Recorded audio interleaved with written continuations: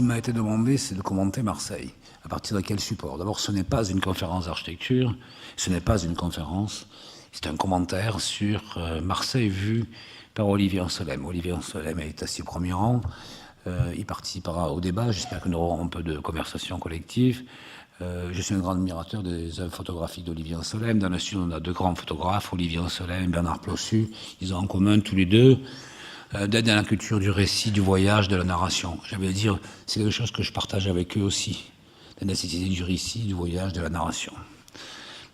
Or, la vue de la rétention et des scories minimalistes de toute névrose qui ne peuvent se soigner, selon moi, que par des antidépresseurs ou des neuroleptiques. Mais là n'est pas l'objet de la rencontre.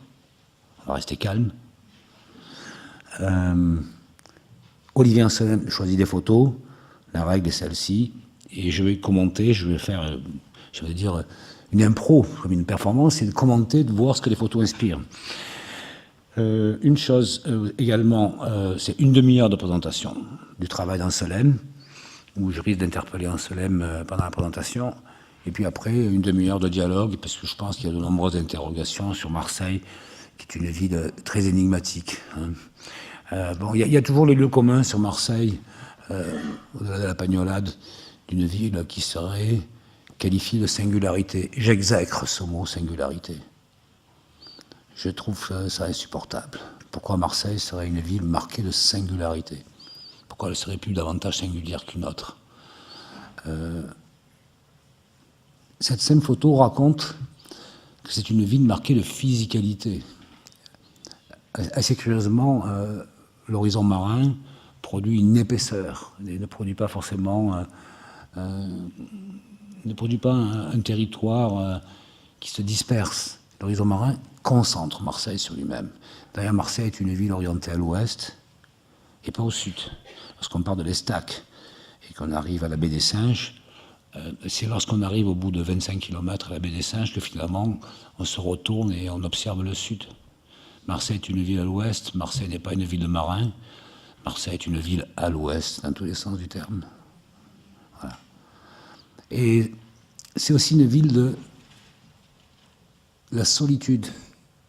Il y a un côté busatien, un côté absurde à Marseille. On le voit, quelqu'un qui dort seul sur un parapet, un équilibre, on imagine qu'il peut tomber de l'autre côté, sur la falaise. C'est carrément insensé. Regardez ce personnage qui dort sur un parapet qui fait 20 cm de large, avec des arbres tortueux derrière. Enfin, il y a une dimension un peu césarienne. Puis Marseille aussi, c'est la ville de l'encombrement. C'est aussi la ville des laideurs. Moi, je n'ai pas du tout de regard pittoresque sur l'insalubrité, sur le bordel. J'aime pas appeler ça chaos. J'ai envie plutôt de qualifier ça de manque de manque de conscience collective de l'espace. Est-ce que j'ai le droit de le dire? Je ne sais pas. Mais il y a cette idée de décontraction ultime quand même. Il n'y a pas une sacralité du paysage. Le paysage n'est pas sacralisé. Marseille n'est pas une ville verte.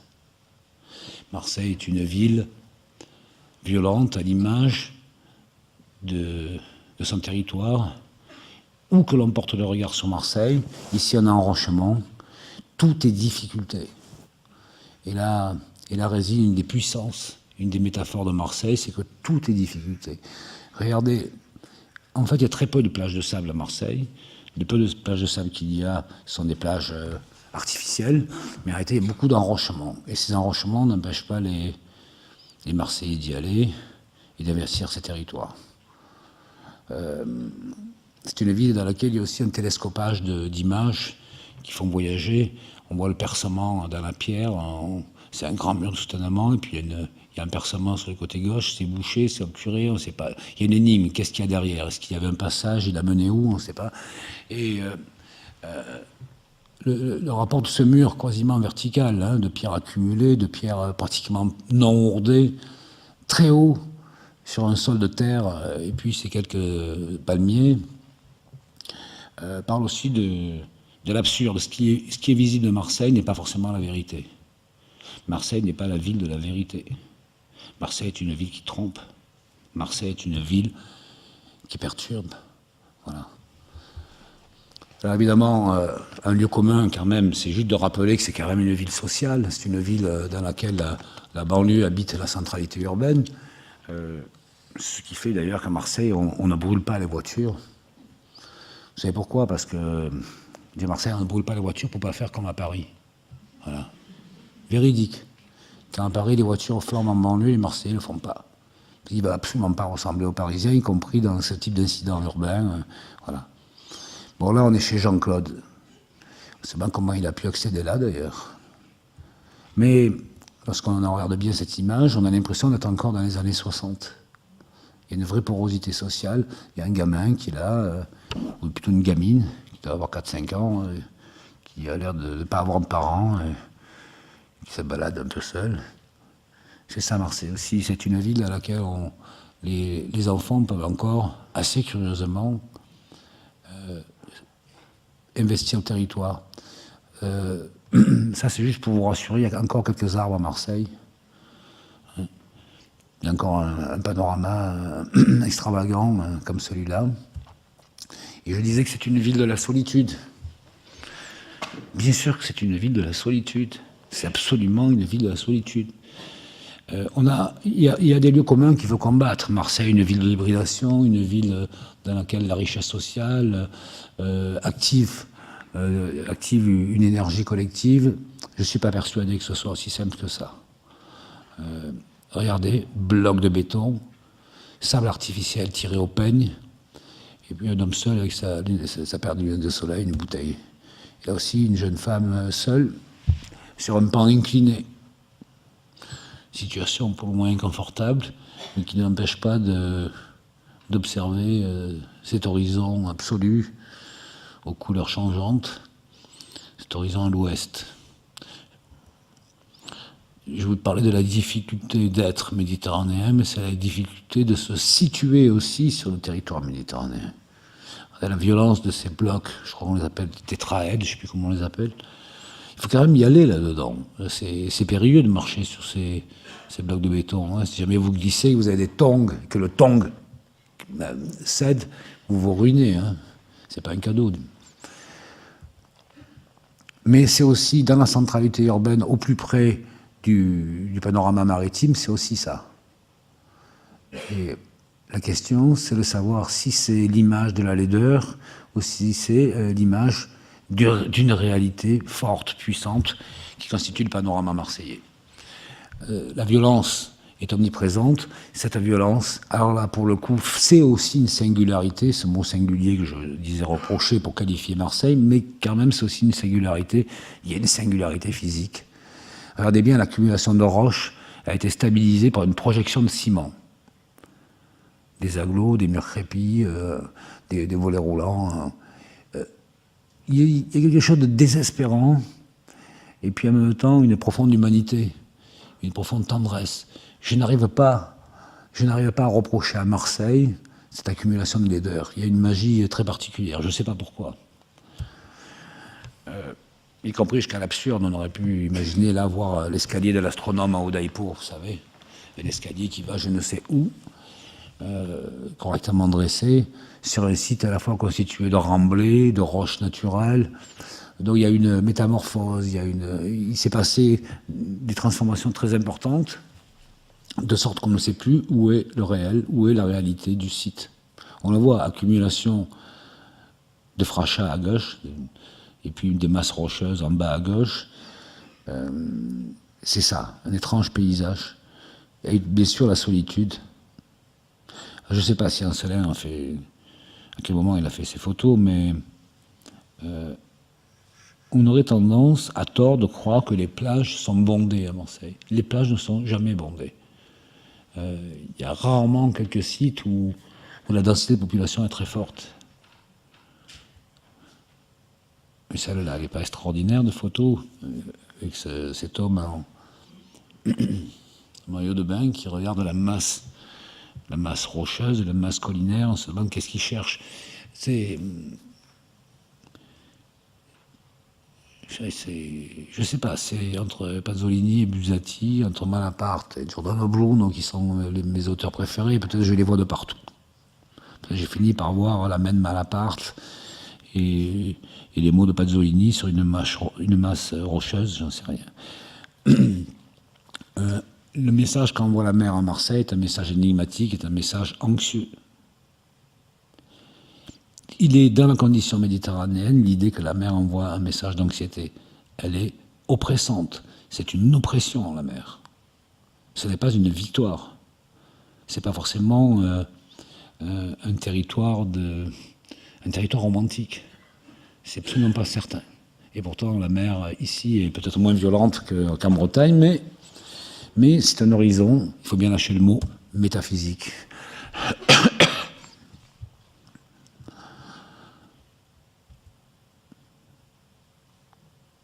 Métaphysique.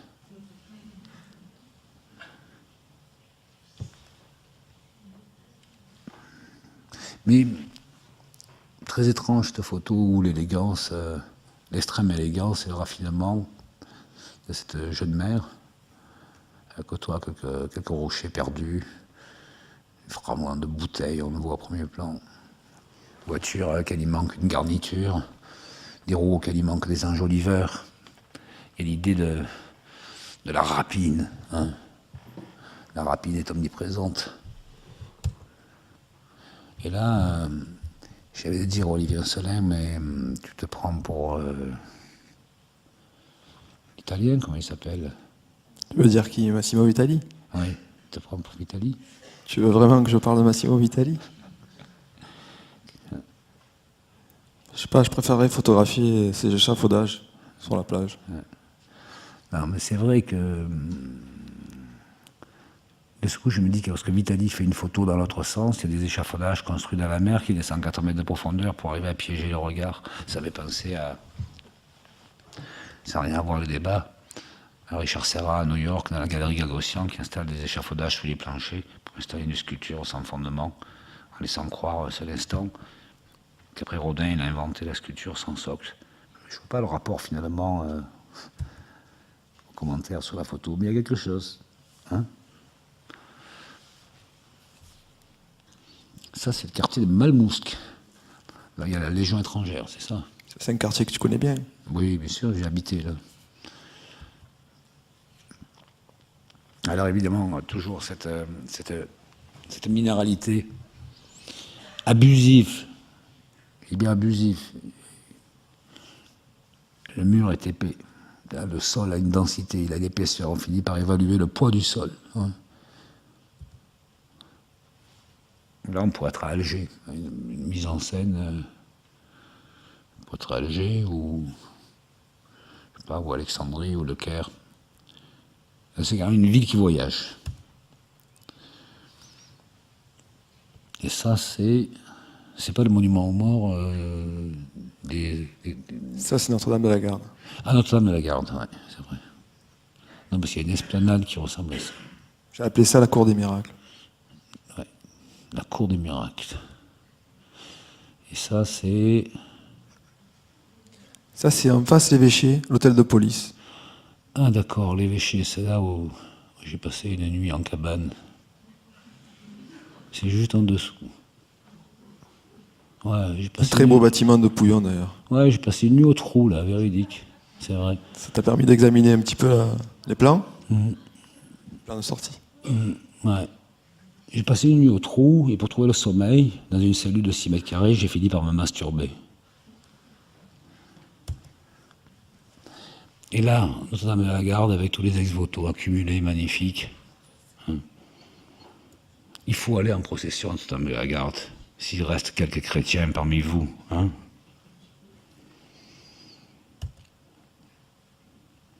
Vous pouvez faire un commentaire banal, le cadrage, mais parlons-nous ce type de... C'est pas suffisant. C'est pas suffisant. C'est quand même ce montage de pierre. Évitons le mot accumulation. C'est quand même quelque chose qui vampirise le territoire. Hein. Si c'est pas de la pierre brute, c'est de la pierre taillée. C'est de la pierre savante.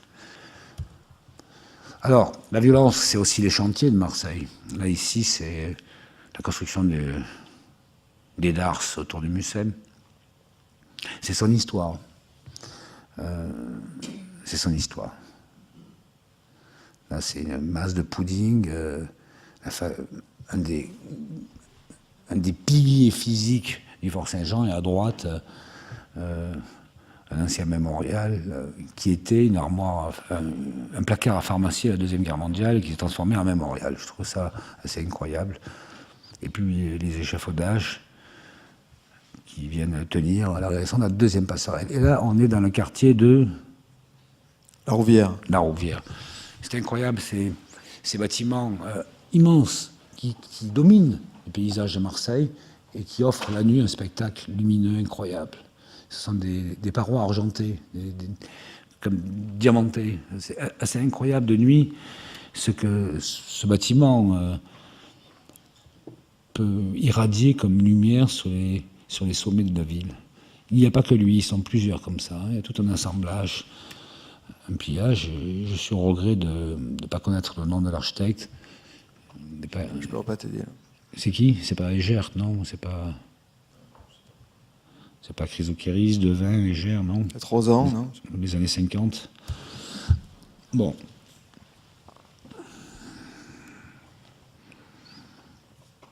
Bon, c'est aussi l'accumulation des forces du travail, Marseille. Hein, c'est-à-dire que le paysage est obturé par cette accumulation des signes qui racontent la propriété des territoires du travail. C'est comme ça qu'il faut comprendre que toute la zone portuaire était défendue par les dockers qui défendaient leurs emplois. Hein. Et donc la zone portuaire n'était pas une zone balnéaire. D'ailleurs, Marseille, c'est à la fois un paysage balnéaire, à la fois un paysage maritime, à la fois un paysage portuaire, à la fois un paysage urbain, à la fois un paysage naturel. Et chaque fois que la ville rencontre la mer, ça produit des signes distinctifs différents, de manière très autonome. C'est assez étonnant, c'est très très étonnant. Si on parle de l'Estac jusqu'à la baie des Singes, on voit que les territoires sont très différenciés. Ça, c'est l'interprétation agricole des services techniques de la ville, la conscience environnementale verte. Voilà. Mais c'est une vraie concrétion de notre névrose collective aussi en même temps. C'est-à-dire le rachat de bonne conscience. Mais si c'est ça, pourquoi pas? Hein, pourquoi pas?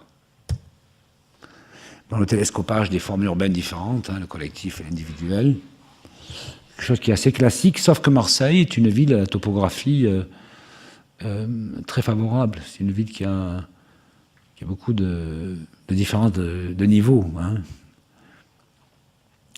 Et c'est aussi ce facteur d'appauvrissement extrême qui est les années 70. La paupérisation économique, la paupérisation industrielle, qui produit aussi une difficulté de renouvellement des formes du travail.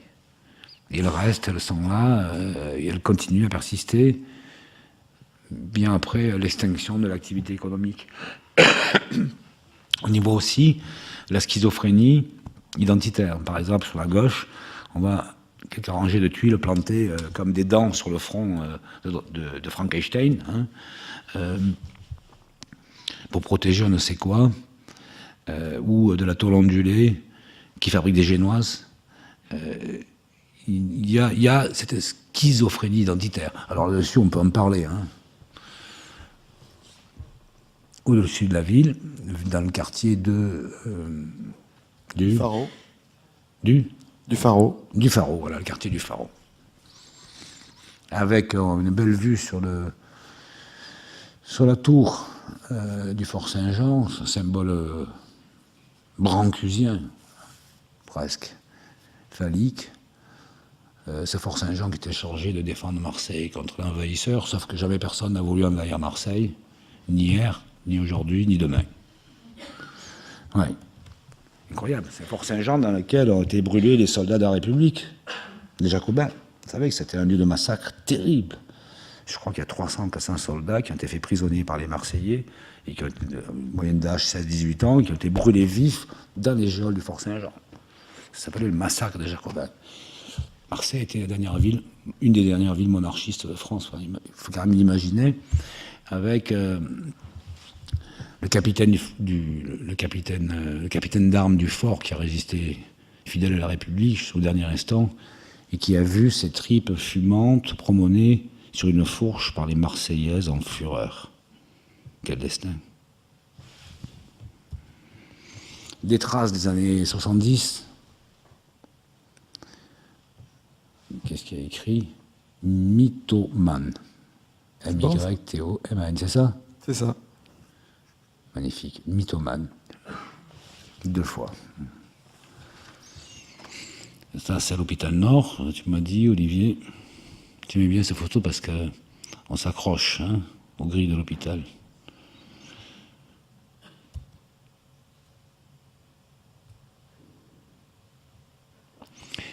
Les sans-abri, c'est une réalité sociale aussi marseillaise, mais qui est curieusement beaucoup moins présente que dans d'autres villes de France. Ça, on ne se l'explique pas trop. Au fond d'une calanque, toujours un paysage extraordinaire, et puis ces masses rocheuses qui sont là pour interdire finalement l'accès à la mer. Vous voyez bien qu'il y a une... Il faut combattre pour accéder à la mer. Là, je reconnais le toit de la cité radieuse. En gros, c'est silence, on passe. C'est ça? Oui, c'est ça que tu voulais dire. C'est ça. Silence, on passe. Bon, une queue d'espadon et un tissu très... C'est du tigre. Tigré. Tigré. Mi-cuit. Mi-cuit. Mi-cuit. C'est ça. C'est espadon mi-cuit et tigré. Exactement. L'espadon, à mon avis, il est bien cuit. Ouais. Belle photo, Olivier. Franchement, bravo. Merci, Rudy. Et je peux m'en faire une chemise, m'imprimer. On peut faire ce que tu veux. C'est vrai. Bon, ça, c'est des... Olivier Salem dit ça, c'est des bateaux en garde à vue. On finit par avoir des gardes à vue de partout maintenant, vous savez. Mais imagine des bateaux en garde à vue qui sont là pour dire, mais que faisons-nous là? Quand serons-nous libérés? Nous voulons rejoindre la mer. Et les propriétaires de leur dire, mais ça ne sert à rien de rejoindre la mer. Oui, mais la mer Méditerranée. Mais réponse, mais surtout elle, n'attendez plus rien de la Méditerranée. Elle est dingue, elle est folle, elle est violente, elle est méchante. Elle vous le reprochera d'être des bateaux.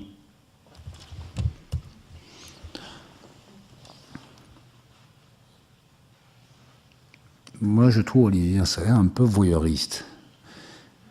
Qu'est-ce que tu fais quand tu fais des travaux photographiques? Tu dragues ou quoi, là où tu travailles? Je suis. C'est vrai que le thème de la solitude est assez présent dans tes travaux, comme celui du voyage chez Plossu. Et voilà des motards.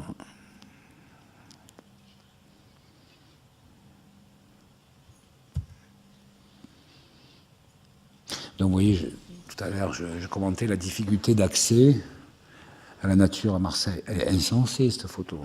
Voilà, on est bien toutes les stratifications de difficultés, l'accumulation des difficultés. Et voilà une femme qui a trouvé un lieu confortable. Comment fait-elle? C'est mystérieux. Il faut y arriver. Et moi, je trouve cette image parle bien de Marseille qui ne voit pas le mal. Marseille qui pardonne tout. Marseille qui reçoit des coups sans cesse, qui comme Quasimodo. Alors qu'on tape sur Marseille, et on tape sur Marseille, n'importe quel prétexte. Et Marseille répond comme Quasimodo avec un sourire. Vous voyez? Ou comme le colosse de Goya, qui vous regarde de manière énigmatique, et qui ne se plaint pas, qui ne pleure pas, qui ne quémande pas. Ou comme le boxeur Arthur Cravant, avec ses 130 kilos, qui en fait était, avec son copain Duchamp, complètement déconnant. Tu vois, et plein de tendresse par les mots qu'il utilisait. Et lui, il n'est pas un peu gaga, il n'est pas énorme, c'est un déconné. La première image, on a vu quelqu'un qui était sur un parapet qui risquait de tomber dans le vide. Là, ce type-là, il doit avoir une bonne 60aine d'années, à mon avis, c'est un retraité. Bonne dégaine, des lunettes de soleil, un peu chauve. On dirait presque un artiste porno à la retraite. Ouais. Là, il faut le trouver, un endroit comme ça, parce que figurez-vous qu'en dessous, à gauche de ce parapet en pierre taillée, à gauche, il y a une voie rapide qui passe. Il y a un boucan énorme. Ça illustre les porosités de la ville. Voilà. Ça illustre l'idée qu'à Marseille, on ne voit que très peu d'inconvénients.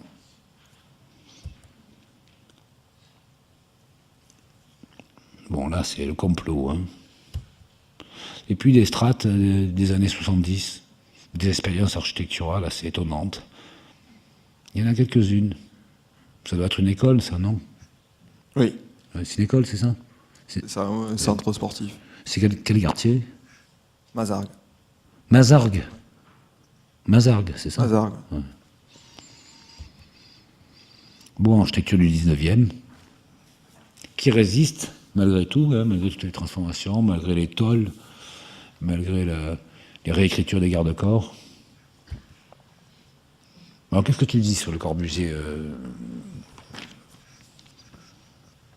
Sur le Corbusier, sur cette image en particulier, c'était, je disais que l'héritage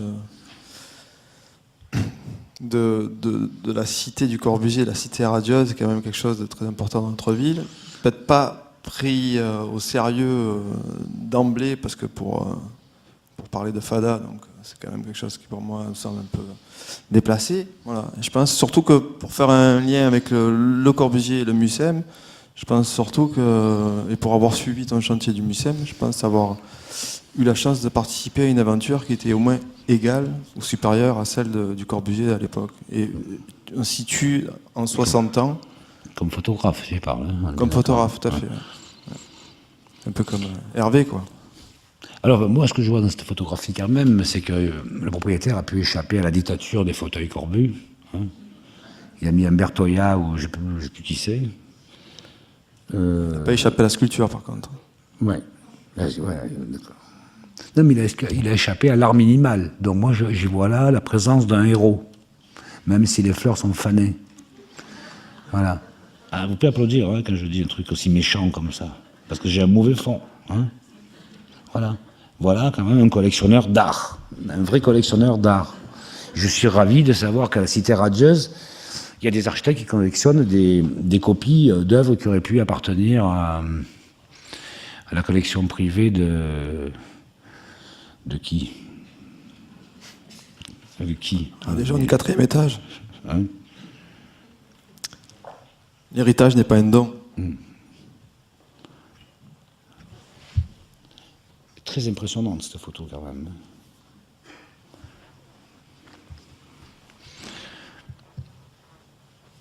Bon, alors le prétexte du photographe, c'est la masse de lilas blanc ou l'ironie de l'architecture sur elle-même. Je sais pas comment tu l'expliques cette photo par exemple. Ah, pour moi, c'est le lilas en force, dans toute sa puissance. Non, pas le lilas, le laurier, pardon, excusez-moi. Ouais, tu es sous contrôle, hein, tu as vu. Mais j'ai la salle dans le dos, donc je me sens un peu, tu vois. Un peu comme si j'avais une vague un peu dans le dos. Je préfère affronter les choses de face. Il n'y a pas de lilas à Marseille en plus, tu es fou, toi. Non, photographe pittoresque. Hein. Voilà. Alors ça, cette photo d'Olivier Selem, c'est à moi de la commenter. Olivier Selem fait des photos pour tuer. Parce qu'il est méchant, parce qu'il est teigneux. Voilà, il va faire des photos pour tuer. Voilà, plein cadre. Je cadre pour tuer. Ouais, avec aucun, il n'y a aucun espoir. Hein. Là aussi, non? Ouais, c'est pareil. C'est pareil. Ça et ça, c'est le même combat, c'est ça? C'est pareil, c'est exactement pareil. C'est le rapport qui n'est pas le même dans l'espace. Mais... Et là, que dit... Là, je dis que c'est tout Marseille et c'est pas des lilas. C'est une même variété que l'autre, mais rose. Ouais, mais ça, c'est une vision sous acide, c'est ça? C'est ça. Hein? On dit plus alcide, maintenant on dit quoi? D'acide et de cyprès. Ça me pensait à Ayam qui est une chanson, là, je te fume derrière le cyprès. Voilà, c'est exactement ça. Alors celle-là, tu me dis que c'était à la sortie du lycée Lycée Nord de Marseille, quartier Nord. Lycée Nord. Cette jeune fille qui a l'air accablée à la sortie du lycée. Donc, une fois, le thème c'était solitude. Hein. Et là... Ça, c'est mon Cézanne. Ouais, ça, c'est ton Cézanne. C'est l'espace. Cézanne. C'est Stac avec cette mer fermée, barrée un peu à l'horizon avec Marseille vert. C'est les Stac. Évidemment, les pratiques balnéaires sont là pour raconter un usage populaire de l'espace, davantage que pour en interdire l'accès. C'est plutôt les masses rocheuses, les enrochements, les services techniques, les travaux d'ouvrage à la mer qui produisent l'interdit. Bien que, il faut que vous sachiez que les endiguages perpendiculaires ont pour objet, par le biais de phénomènes de courantologie, de sédimentologie, d'engraisser le peu de sable qui vient sur les plages, sur toute la façade méditerranéenne française. On a beaucoup de difficultés à garder les sables. C'est pour ça qu'il faut endiguer avec les violences que ça représente. Mais enfin, les endiguages sont des lieux très importants, sont des écosystèmes très actifs de la reproduction des poissons. Il faut aussi le savoir. Donc ça fait mal, mais en même temps c'est utile.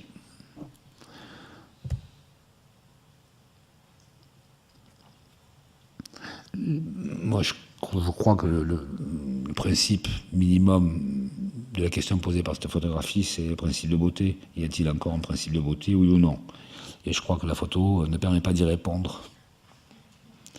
C'est une photo qui crée un malaise. Parce que si tu fais la critique de ce cabanon de merde, tu passes pour un réac. D'accord? Voilà. Mais c'était Henri à moi, j'y mettrais un coup de marteau quand même, tu vois? Ou un coup de tête. Mais le figuier resterait par contre. Ah, le figuier, oui, on le sauverait, le figuier. Ouais. Ça, ce sont le peu d'exemples d'architecture balnéaire à Marseille. C'est l'hôtel... comment il s'appelle déjà? Le Roule. Le Roule. Il y a longtemps, j'y suis allé là-bas avec une copine.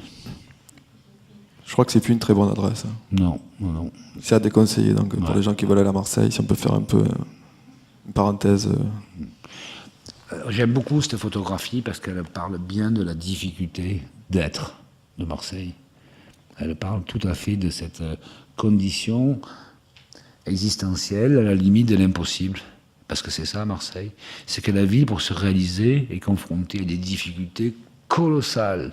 Parce que c'est une roche plutôt récente, et que pour tracer une route, il faut entailler des milliers, des centaines de milliers de tonnes de roches. C'est difficile. Et donc, ça crée un autre principe de beauté qui n'est pas, effectivement, qui n'est pas celui d'une fourrure verte mystique, hein. C'est pas ça à Marseille. Il y a une masse, et cette masse, il faut qu'elle soit travaillée sans cesse, et elle est puissante. D'ailleurs, on voit le contraste de lumière avec le bleu outre-mer clin, hein, qui est derrière, d'ailleurs. Avec le grillage, dont on se demande quelle est l'utilité du grillage, parce que si quelqu'un s'emplâtre, un peu trop chargé de pastaga, s'emplâtre dans les rochers, grillage ou pas grillage, il s'écrabouille, quoi, il s'éclate en deux. Hein. Avec la bordure qui est du mauvais côté. Vous remarquez que la bordure en plastique, elle n'est pas du bon côté quand même. Ça montre combien nous sommes à l'ouest. Ça montre combien nous sommes schizo. Et la schizophrénie, c'est la sexualité métaphysique de Marseille. Là, dessous, ça vous fait plus rire. Hein. Eh oui, ça relève un peu de ça. Non, mais pourquoi les bornes de protection routière sont du côté amont et pas du côté aval? C'est un truc que je le regarde, je me dis, mais c'est dément quand même. Et puis pourquoi il y a un téléski à droite? Mais c'est un téléski, non? C'est ça, on dirait un téléski. On remonte pente. C'est pourquoi? Pour des bateaux, ça? Non, c'est pas des mâts de bateau. Ah ben oui, c'est des mâts de bateau, c'est à l'Estac, en contrebas, c'est ça? En contrebas, c'est un port. Mais Ah ouais. un tout petit port.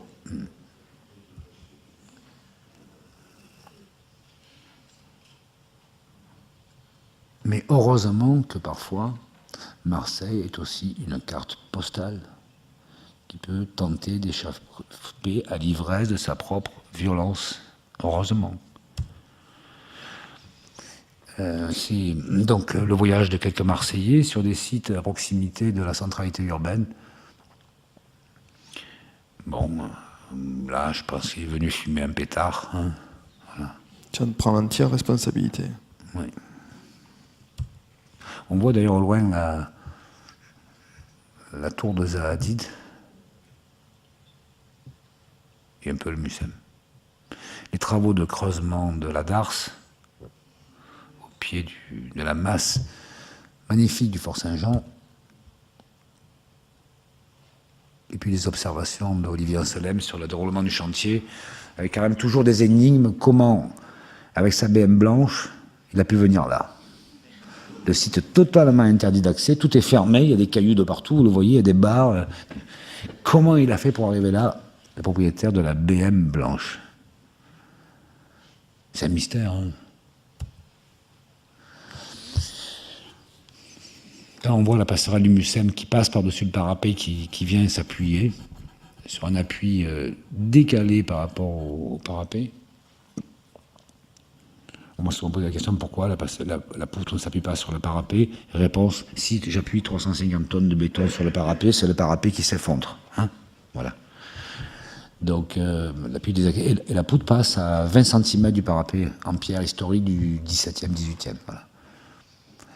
Et on voit là, effectivement, le principe d'ouvragerie extrêmement sophistiqué de cette poutre qui ne travaille pas en compression, qui ne travaille pas en flexion. Il faut quand même savoir, c'est une poutre qui travaille en compression, y compris dans sa fibre inférieure. Surtout dans sa fibre inférieure. Parce que c'est un principe de post-contrainte avec des voussoirs. Voilà. Alors on a des photos, des photos souvenirs du chantier. Je suis très touché de les voir. Merci Olivier, parce que c'est des vues qu'on n'aura plus. Avec un travail de spécialiste là, pour les échafaudages, parce que lorsque la passerelle est assemblée avec des voussoirs dont la tolérance dimensionnelle sur la planimétrie est de 0,2 mm. Je ne sais pas si vous imaginez, 0,2 mm, vous le mettez en relation avec la flexibilité des échafaudages, hein, et le montage des échafaudages. C'est la deuxième passerelle. Bon, le trou des infrastructures, évidemment, une incroyable covisibilité avec l'église à côté, le port, les ferries. C'est ça, on finit par imaginer que les bâtiments sont construits en parallèle de la présence des ferries. Et que c'est les ferries qui donnent l'ordonnancement urbain. La morphologie et l'architecture s'alignent sur l'autorité des ferries. Hein. On pourrait imaginer ça, finalement. Tiens, voilà, un des voussoirs du chantier. Et en même temps, le chantier, il est un peu chaotique, on sent qu'il n'y a pas de place. Hein. Avec Pouillon au lointain. Puis, voilà, les hommes du chantier, ça c'est l'équipe Fraissinet qui s'occupe de la post-contrainte. C'est des mecs, c'est des durs, c'est des mâles. Hein. C'est pas des métrosexuels. Moi, si j'étais une femme, franchement, je viendrais draguer sur les chantiers, parce qu'il n'y a plus que là que ça bande encore. Hein. Ah ouais. Enfin, vous voyez, il y en a pas un qui pourrait rater sa rencontre amoureuse, ça se sent. Ça transpire la sueur, ça transpire l'odeur du mal. Hein. Hein. Les câbles de post-contrainte, tous ces fils nerveux qui sortent de cette deuxième passerelle, qui passe et qui arrive sur la porte royale qui a été débouchée. C'était une porte royale qui a fait l'objet de beaucoup d'interrogations sur la manière de la restituer. Voilà, et au lever du soleil. C'est fou, on se croirait au Maroc.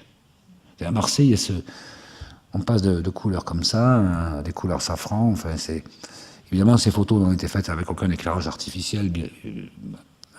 Et donc, ce qui est étonnant, c'est la covisibilité de... Regardez la couleur de la pierre, la couleur du ciel, la couleur des murs. C'est assez incroyable. Je vous disais que c'était un chantier bordélique où il n'y a pas de place, ça se voit.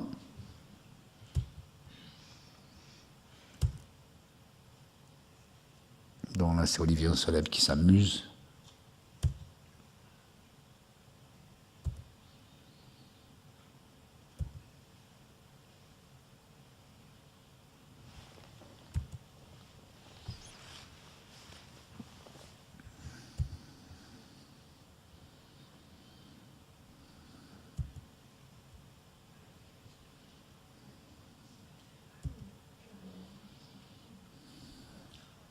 C'est fou, ces photos aériennes que tu as faites, là, elles montrent l'extraordinaire fragilité de la passerelle, finalement, hein, qui dérange. On sent que visuellement, l'œil n'a pas la mémoire de ce déficit de matériaux, de ce déficit de matière.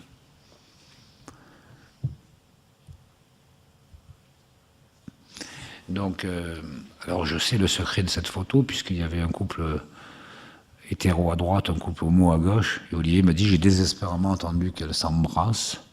J'ai attendu que je referme mon appareil photo pour s'embrasser.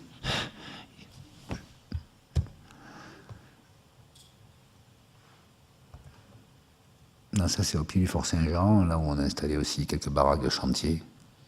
Une vie qui s'est installée là. J'ai bu l'apéro là-dedans d'ailleurs. Ou le café, je ne me souviens plus. Les deux. Ah, les deux. Et là on est au fond, oui, les deux, puisqu'on était ensemble, c'est vrai. C'était à la pause nocturne de la deuxième passerelle. Ça c'est des parois moulées dans le Mucem. Il va y avoir de l'eau en bas. Là pour le coup, le mot accumulation fait sens. Hein. Mais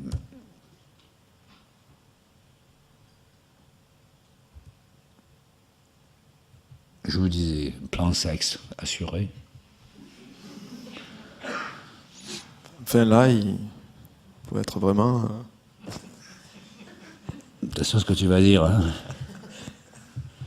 Certainement assuré. Ça c'est sûr.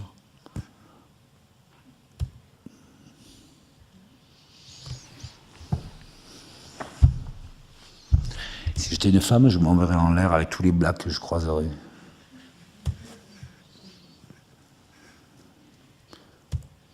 D'un côté, couronne du Christ, là, le chantier un peu ridicule. Hein. C'est un chantier, on a travaillé aussi 24 heures sur 24. Vous savez, la pression des délais, pour être prêt dans les délais, pour le moment des petits fours, là où tous les bureaucrates viennent. Hein, avec tout ce que peut générer un chantier comme difficulté et comme mise en sécurité, car même la sécurité des travailleurs, la sécurité des ouvrages, travailler jour et nuit. On attend pendant des années que le projet se fasse, et quand il se fait, il faut travailler jour et nuit. C'est pénible à la fin quand même, non? On n'a pas eu de mort, on n'a pas eu de blessés sur ce chantier, c'est miraculeux. On a eu un accident seulement. Une poule de 17 tonnes qui en rive, précontrainte, qui s'est décrochée, et l'ouvrier est tombé avec, mais il est tombé dessus, pas dessous, heureusement.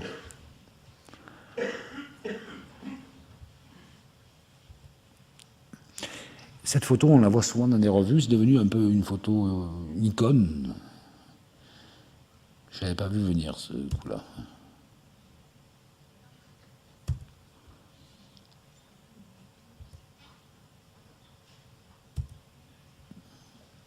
Les structures organiques qui arrivent tout emballées comme des momies.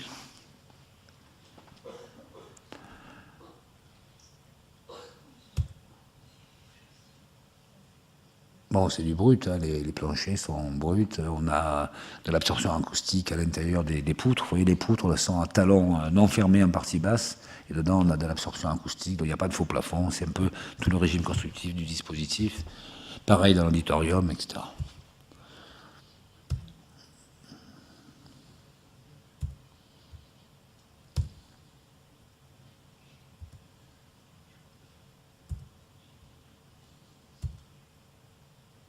À gauche, ma grande contribution théorique à l'architecture française, j'ai inventé en architecture l'os de poulet.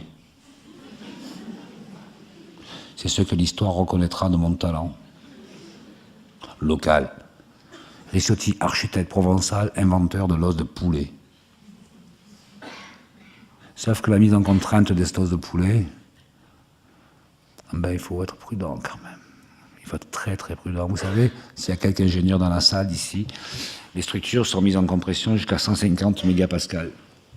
Un béton normal aujourd'hui de grande qualité, il travaille à 40 mégapascals. Nous, on les a chargés jusqu'à 150. Et voilà, embaumés comme des momies. Pas beau le gamin là par terre. Malheureusement, ça pour l'instant, c'est plus visible puisque la scénographie a été faite, elle est là, elle est présente. Les objets sont installés. Les scénographes prennent le pouvoir, n'est-ce pas, Renaud Pirard? Les scénographes sont condamnés à prendre le pouvoir, c'est leur destin. Hein, condamnés à prendre le pouvoir, à fabriquer du pouvoir ou à mettre en pouvoir. Là est l'éternelle question. Dieu jugera les siens. Hein? Bon, les passerelles périphériques. Vous savez, on part de la Terre, on monte jusqu'au ciel par un mouvement en zigourat. Voilà. Et lorsqu'on arrive au ciel, on peut repartir pour notre voyage sur le Fort Saint-Jean en passant par-dessus les darses, avec un foisonnement de structures en inox pointues, métalliques, comme des lances, comme des lanciers qui repoussent le paysage. On m'a souvent demandé ce que c'était le motif de la résille brise-soleil. Pour les uns, c'est un mouchardier, pour d'autres, c'est une résille hispanique, je ne sais rien. En fait, vous savez ce que c'est, la référence? C'est la mer est devant, le fond de la mer est à 7 mètres, c'est un fond rocheux avec des creux et des bosses. On scanne ça, on découpe un morceau, et ça fait un ouvrage qu'on relève et qu'on se met sur la figure. Voilà. Donc, je ne vais pas chercher loin. Je n'ai pas d'ambition dans mes références. Je n'ai aucune ambition. Je vais chercher à proximité, le plus à proximité possible, l'imaginaire qui peut servir à nourrir un projet.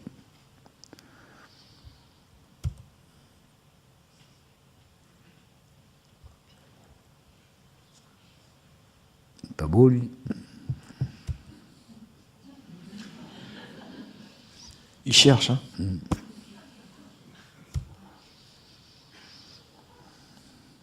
Bon, enfin, évidemment, l'architecture est toujours faite de tension. Hein. De tension, oui. Parce que là, vous savez, ce qu'on peut reprocher à l'architecte, c'est d'être mégalomane, psychopathe, paranoïaque, etc. Mais je crois que l'authentique sensibilité des architectes réside dans leur devoir et leur capacité à passer à l'acte. Ça, c'était au mois de janvier, on avait fait une journée porte ouverte avec... il faisait un froid terrible et les gens sont venus, 15 000 personnes en 6 heures sont venus visiter. C'était très étonnant. La première fois que je voyais les gens sur la passerelle, ça me faisait flipper complètement. Hein. Je sentais un mouvement, j'ai appelé l'ingénieur, Romain Rissotti, j'ai dit c'est normal, je sens un petit truc. Il me dit mais oui, c'est normal, t'inquiète pas.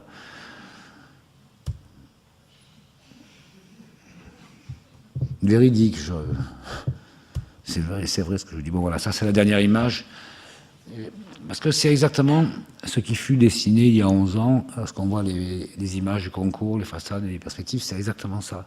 Avec les rampes obliques, la résille, c'était exactement ça, ça va changer. Et je vous remercie. Voilà. Merci Rudy.